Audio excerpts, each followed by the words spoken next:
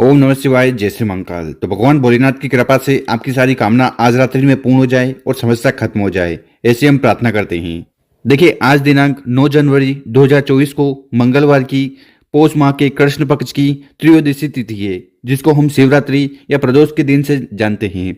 और बात करें नक्षत्र की, तो ज्येष्ठ नक्षत्र और वृद्धि योग का संयोग रहेगा। पूज्य गुरु जी कहते हैं कि जब भी ऐसा कोई विशेष दिन पड़ जाए, उस रात्रि में आपको अपने घर में 6 बजे से लेकर 11 बजे तक 2 दीपक जलाने हैं और विशेष सामग्री उन दीपक में डाल देनी है। इस उपाय करने के बाद आपको वो सब कुछ मिलेगा जो आप प्रार्थना करते हो, कामना करते हो। साथ ही साथ अगर आपके जीवन में दुख है, परेशानी है, समस्या है और वो खत्म होने का नाम नहीं ले रही है, तो उसके लिए आज रात्रि में सोने से पहले ये दीपक का उपाय जरूर करना चाहिए। इसी के साथ अगर आपकी कोई ऐसी कामना है, इच्छा है जो आप चाहते हो कि आज रात्रि में पूर्ण हो जाए, तो उसके लिए दीपक वाला उपाय कर लेना। साथ ही साथ पूज्य गुरु जी कहते हैं कि अगर आपके घर में धन संपदा बढ़ी नहीं रही है, माता लक्ष्मी से जुड़ी समस्या आ रही है, एक एक रुपया कमाने के लिए आप बहुत ज्यादा प्रयत्न कर रहे हो, इसी के साथ अगर आपके घर में क्लेश है, सुख शांति बिल्कुल भी नहीं है, छोटी छोटी बात पर कुछ न कुछ समस्या बनी रहती है, तो उसके लिए भी रात्रि में उपाय जरूर करिएगा। तो ये उपाय कैसे करना है वो बताएंगे। उसके पहले इस वीडियो को लाइक कर दें, चैनल पर नए हो सब्सक्राइब जरूर करिएगा। तो इस वाले उपाय में जो सबसे पहले सामग्री चाहिए वो है दीपक। तो आपको इस प्रकार से एक मिट्टी का दीपक ले लेना है, ठीक है। और इस मिट्टी के दीपक में आपको डालना है रुई की गोलबत्ती। इसके बाद जो अगली सामग्री है वो है चमेली का तेल। देखिए, अगर आप हनुमान जी के लिए कोई दीपक वगैरह लगा रहे हैं, उनकी आरती या पूजन पाठ कर रहे हैं, तो फिर आपको चमेली के तेल का उपाय करना चाहिए। तो इस प्रकार से आपको मात्र 1-2 चम्मच चमेली का तेल ले लेना है। और आखिरी में फिर आपको इस प्रकार से लौंग लेने हैं, और जो लौंग लो ना, उसमें इस तरह का फूल भी होना चाहिए। और फिर इन दोनों सामग्री को लेकर आपको पहुंच जाना है हनुमान जी के मंदिर में। देखिए, अगर आप हनुमान जी के मंदिर जा पा रहे हो तो वहां चले जाइएगा, या फिर आपके घर में हनुमान जी की कोई पोस्टर हो, मूर्ति हो, तो उनके समक्ष, उनके सामने भी ये उपाय कर सकते हो।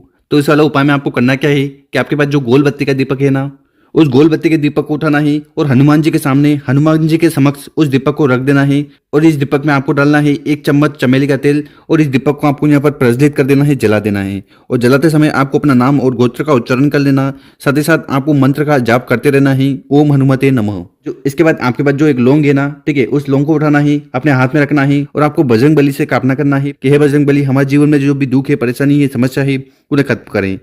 देखिए, अगर आप हनुमान जी से कोई कामना करते हो, प्रार्थना करते हो ना, तो बहुत जल्द सुनते हैं। तो ऐसी प्रार्थना करते हुए आपको वो एक लौंग इस जलते हुए दीपक में इस प्रकार से डाल देना है। तो इस प्रकार से आपको पहला उपाय आज रात्रि में हनुमान जी के समक्ष जरूर करना चाहिए।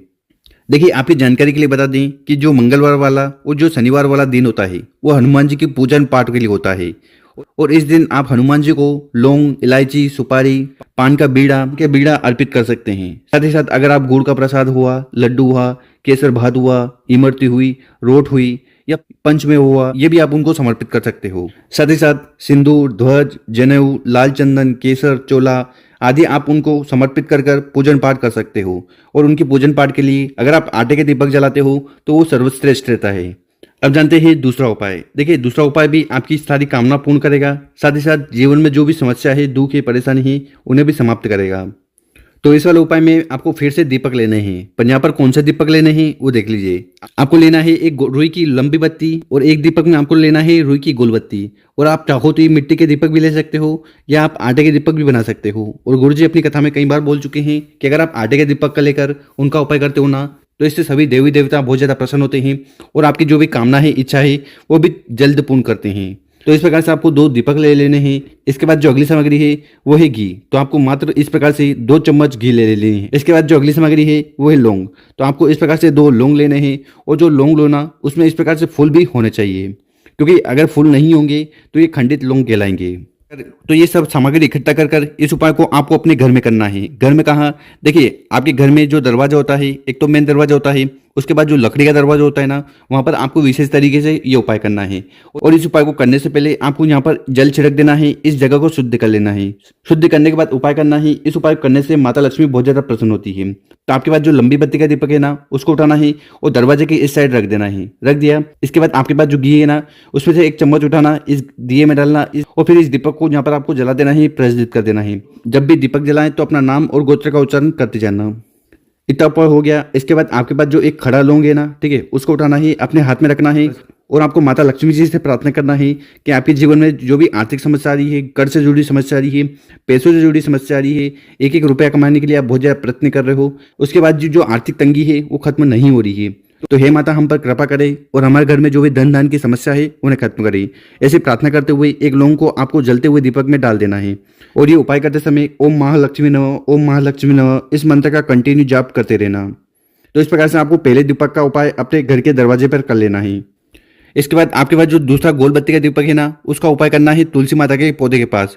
तो आपके घर में जहाँ पर भी तुलसी माता का गमला है, कुंडा है, वहाँ पर जाकर विशेष तरीके से उपाय कर लीजिएगा। देखिए इस उपाय को करने से भगवान विष्णु बहुत ज़्यादा प्रसन्न होते हैं।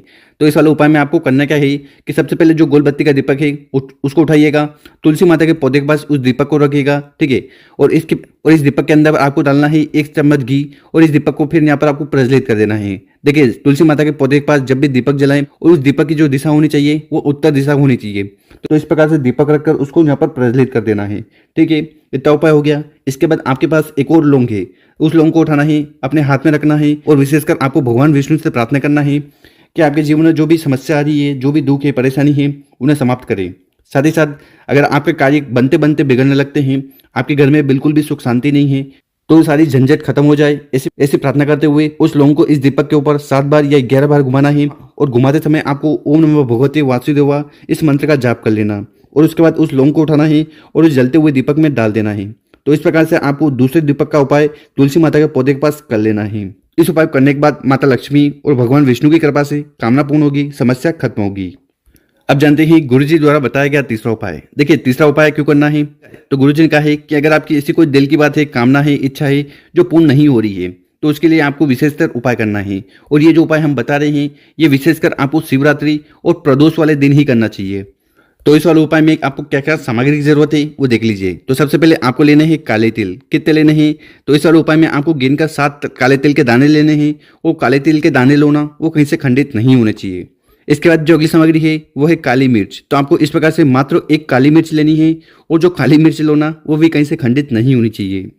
और आखिरी में आपको इस प्रकार से एक तांबे का लोटा लेना है और उस तांबे के लोटे में आपको अपने घर से, अपने किचन से जल भर लेना है। देखिए गुरुजी अपनी कथा में कई बार बोल चुके हैं कि अगर आप अपने घर से जल भरकर शिवलिंग पर जाकर समर्पित करते हो ना, तो इससे आपकी हर प्रकार की कामना पूर्ण होती है और समस्या भी खत्म होने लगती है। तो इस प्रकार से आपको तीनों सामग्री को लेकर पहुंच जाना है अपने घर के आसपास जहां पर भी शिव मंदिर है वहां। और ये वाला जो उपाय है ये आप सुबह भी कर सकते हो और शाम को भी कर सकते हो। और जैसा कि हम हर बार बताते हैं, शिव मंदिर में जाकर सबसे पहले आपको उत्तर दिशा की तरफ मुंह कर बैठ जाना है और शिवलिंग की जो भी पूजन पाठ करनी है, जो भी सामग्री समर्पित करनी है वो कर लीजिएगा। देखिए आपकी जानकारी के लिए बता दें कि अगर आप शिवलिंग के ऊपर काले तिल और काली मिर्च का उपाय करते हो ना, तो इससे आपके जीवन में जो भी दुख है, परेशानी है, बाधा है, समस्या है वो खत्म होती है।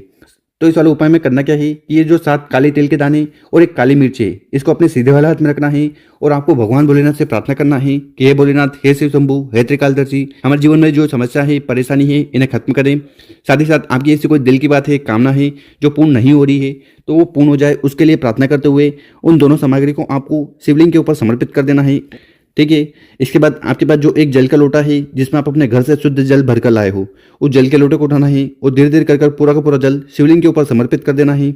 ओम नमः शिवाय, श्री शिवाय नमस्तुभ्यम का स्मरण करते हुए गुरुजी ने कहा है कि जो भी व्यक्ति इस प्रकार से 7 काली तिल और 1 काली मिर्च का उपाय कर लेता है ना शिवलिंग पर, तो इससे भगवान भोलेनाथ प्रसन्न होते हैं और भगवान भोलेनाथ की कृपा से उस व्यक्ति की सारी कामना पूर्ण होती है और उस व्यक्ति के जीवन में जो भी दुर्भाग्य है, समस्या है, वो भी खत्म होने लगती है। तो गुरुजी द्वारा बताया गया बहुत ही अचूक और विशेष उपाय है, कर जरूर देखिएगा। और अगर आपको वीडियो 1% भी अच्छी लगी हो ना, तो व्हाट्सएप पर 5 लोगों के साथ इस वीडियो को जरूर शेयर करें और उन लोगों की मदद करें। ओम नमः शिवाय।